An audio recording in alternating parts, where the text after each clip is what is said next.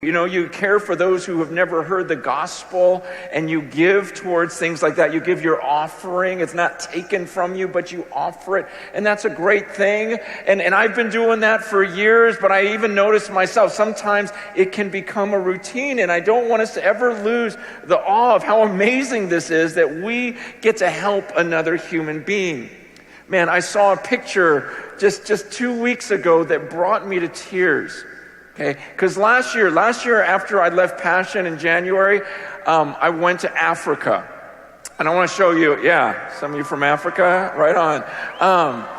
But I want to show you a picture. This isn't the one that brought me to tears, but it's definitely emotional. If you could show that first picture of these kids that I met last year.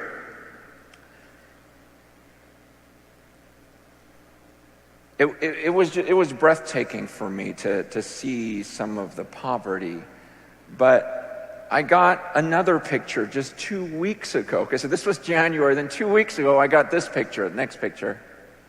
The same kid. Go ahead and show the next one so you can see the comparison. And go ahead and go to the next picture. So that's her. I mean, it brought me to tears because I remember seeing that one kid in particular, because someone took a picture of it, and then when I saw that other, I'm going, there's no way that's the same girl, because I remember specifically getting on my knees with her and praying for her, because I'm going, God, they're telling me she's not going to make it, but God, you can do anything. So God, would you please just get her to live long enough to hear your gospel and understand you? And so when I saw that picture, I'm going, no way, she made it. That picture, it brought me to tears because this isn't about a cause. Okay, it's about a person. Like, her soul is every bit as important as mine. I just happened to be born here. I just was put in a different situation. But the thrill of thinking, man, I had a piece in that. I got to participate in that. I got to see the way she was and how she is now. And that's why, a lot of times we can give and we forget just the amazing thing that's happening there. Man, the picture also just reminded me of the time I had there. We had this worship service, and it was all women except for me and a couple other guys, but I have a girl's name, so it's okay. And I went, and it was all girls that had been rescued out of sex slavery. I mean, I had just gone to the red light district where they used to work, or not work, but were kind of forced into this, where they would sleep with guys for $1, and they would have to sleep with five, 6 guys every night. And I'm just watching these guys go from one little room to the next little room, and it was disgusting. And one of these girls who shared their testimonies, her first sentence was, "I was a toilet." That's the way she saw herself. Like, I'm just a place where guys come and they relieve themselves and they move on. But then to be in a room where these gals had found the Lord, turned their lives around, and to see them now leading worship. Man, this was good, but I'm telling you, it was incredible to see these people rising up, and it just got me excited, because even that picture of that gal, I'm thinking, man, there's so many like her, like this army that's rising up out there, that's saying, you know what, I know what life used to be like before Jesus came and rescued me. And I get excited about what is happening in these other places. And so for you, when you give, understand this isn't just giving to some unknown cause. It's about people that are rising up that I believe God is going to do amazing things through, because when we give them the chance to hear the gospel, to respond to the gospel, to live a semi-normal life, and then to use their minds and their giftings to make a difference in their countries, I just don't know anything better to give to. But don't lose the awe in that, and don't lose the awe in what we do when we worship here. Okay, like, it's amazing. I love coming to Passion every year. But my prayer is that it's equally as amazing to you when you're alone with God with this book.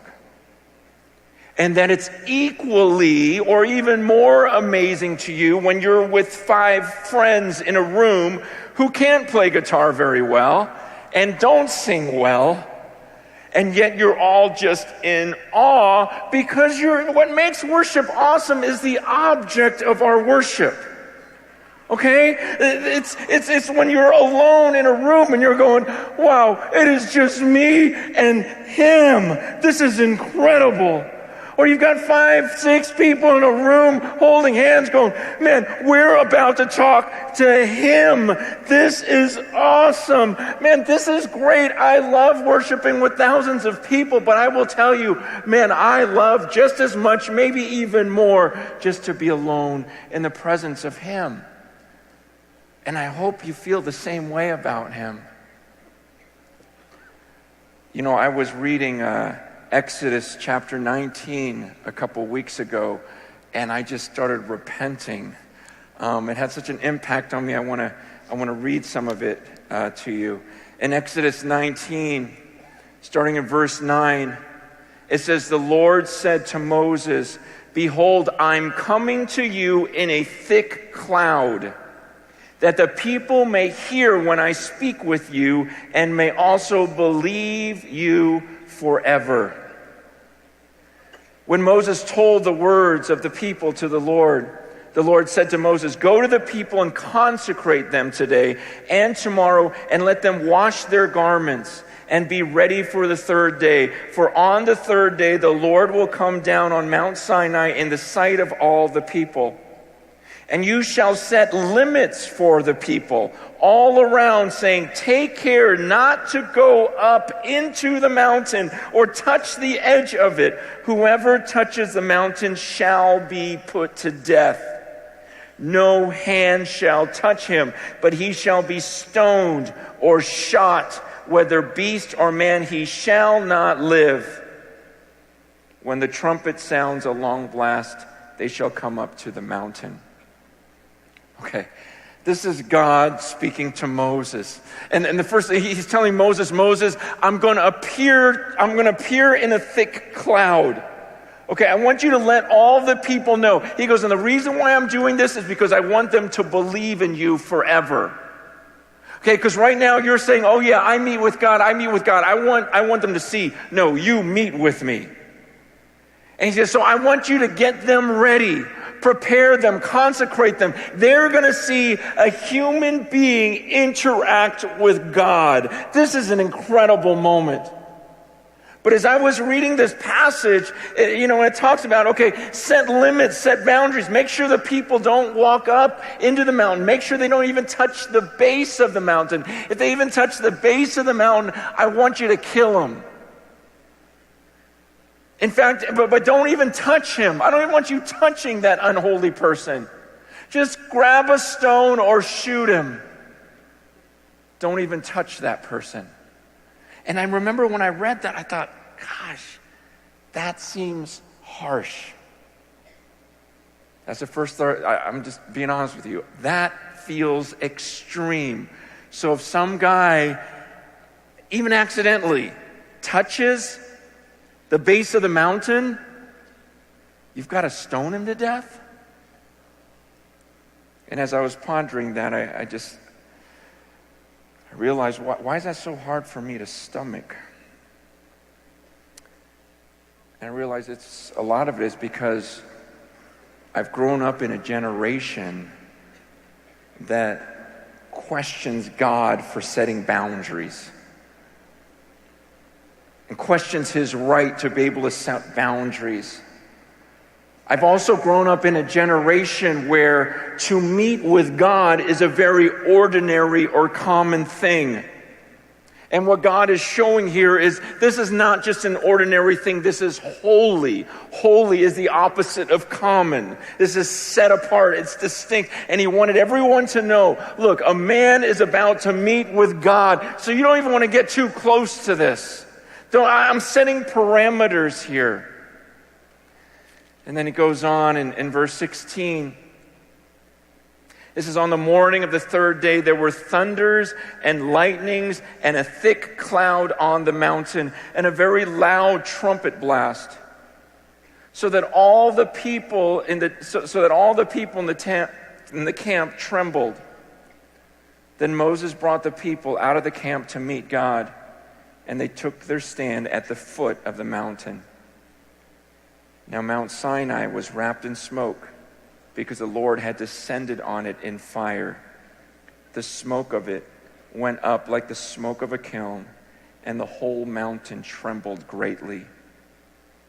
And as the sound of the trumpet grew louder and louder, Moses spoke, and God answered him in thunder. Man, the reason why this kind of just brought me to repentance was I realized how scattered my mind was, and how sometimes I need so many different things to be just right so that I can worship and focus, and sometimes how I can be critical during a worship service of a musician or a singer or a style of music. There's so many things that distract me. And I'm reading this going, man, this was a holy moment when a human being came before God. It was an event where people came out and they go, you don't want to miss this. In fact, if you read in Exodus 33, it talks about how when Moses used to go out to the tent, he laid, let's just turn there so I don't mess it up. Exodus 33, verse 7 says, Moses used to take the tent and pitch it outside the camp, far off from the camp, and he called it the tent of meeting. And everyone who sought the Lord would go out to the tent of meeting, which was outside the camp. Whenever Moses went out to the tent, all the people would rise up, and each would stand at his door and watch Moses until he had gone into the tent. When Moses entered the tent, the pillar of cloud would descend and stand at the entrance of the tent, and the Lord would speak with Moses. And when all the people saw the pillar of cloud standing at the entrance of the tent, all the people would rise up and worship, each at his tent door. Thus the Lord used to speak to Moses face to face, as a man speaks to his friend. I'm sure the tent looked different than this, but I want you to just kind of grasp this. Okay, this is the way it used to be. You know, first you had that scene in Exodus 19 where all the people were going, okay, we're about to see Moses go up the mountain, and we're going to see God come from heaven, and the two are going to connect, and he's going to talk. And God says, I want them to see this. I want them to hear my voice. And it says every time Moses spoke, God responded, and the people would just hear this thunder. I mean, can you imagine that? And then later on, it became this practice where Moses would have this tent called the tent of meeting. And everyone knew, hey, Moses is going to go meet with God right now. And so everyone would stand at their own tent and they would watch, because there was an amazing scene. They're going, no way. He's going to talk to God. No one goes into the presence of God. You don't just talk to God. You don't come into the presence of God. Human beings do not interact with God like that. And so everyone's standing, waiting. And I just wanted the tent there because I'm saying, what if that happened tonight? What if I told you, hey guys, right now I'm going to have Louis come up, and he's going to go into the tent of meeting, and he's going to meet with God, and we're going to watch, okay? All of us are going to watch God descend, and it's just going to be God and Louis in there. Picture that in your mind. Picture how we would all stand in awe and go, no way, shut up. This is not happening. God is going to visit us in that way. Louis, a human being, is going to go into the tent. He's going to climb in there. It's going to be him and the Creator God. See, this is the way they viewed this meeting with God. And what's crazy to me is nowadays how we treat this time with God as ordinary or even burdensome. To where we try to squeeze in like 5 minutes at the end of our day, like I gotta try to get some time with him. I feel guilty because I only got like 2 or 3 minutes. You guys, do you understand? I was reading this in Exodus and going, man, how did we come so far? Where it used to be, no way, a man is going to meet with Almighty God, with him, and they would see the lightning, the thunder, the fire. And now it's like a burden. And we have pastors that beg us, please, please, please, just give them a few minutes. Please, just try to read through the Bible in a year. It only takes like 10, 15 minutes a day. Just try to hear from him, please. Like, how did we get here? I had my mentor, this pastor in India, who I look up to so much. He called me a few months ago, earlier last year, and he was crying on the phone. He's never cried to me.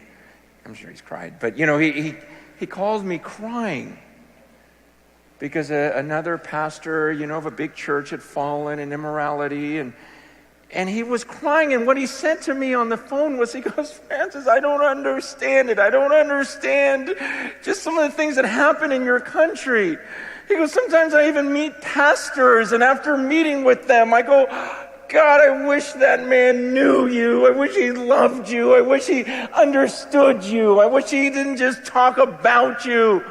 And he wasn't judging. I mean, he was in tears.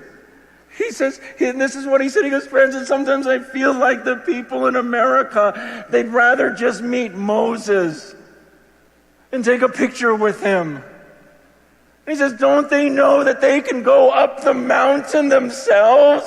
How come they don't want to go up the mountain? How come they don't want to be alone with God? And I thought, he's right. Man, some of us can get so caught up in people that you would say, oh man, I would love to take a selfie with Moses. And he's just saying, do you understand the gap? The difference? Man, I hope you love what we're doing here, but I hope that you're the man or woman that goes, you know what I really love though? I love just getting away from everyone and going up that mountain. I love to just get into a tent where no one else is around and just go, oh my gosh, this is awesome, God. I'm in your presence. You have access to the tent. That's what Louis was preaching about last night. That's the amazing thing, is that because we have access, because it's finished, the job is done, I can go into the presence of God. But just because I have access doesn't mean that I make it an unholy time and I make it a common time. But what I've been trying to do, and I have to fight for this, for my mindset, I picture myself, sometimes I do go into this little room. I mean, just a few months ago, after reading this, I'm going, man, I'm going to build me a little room that no one else is allowed in. I just want this little tiny room, this little closet in the garage. And I just picture myself going, man, this is just like the tent. I'm going in here. I just have to fight to get all the other thoughts out of my mind. I know you guys know what I'm talking about, where you try to pray. The first 5 seconds are good, and then suddenly your phone buzzes. Try to ignore it, but your mind is going nuts. Look, my biggest concern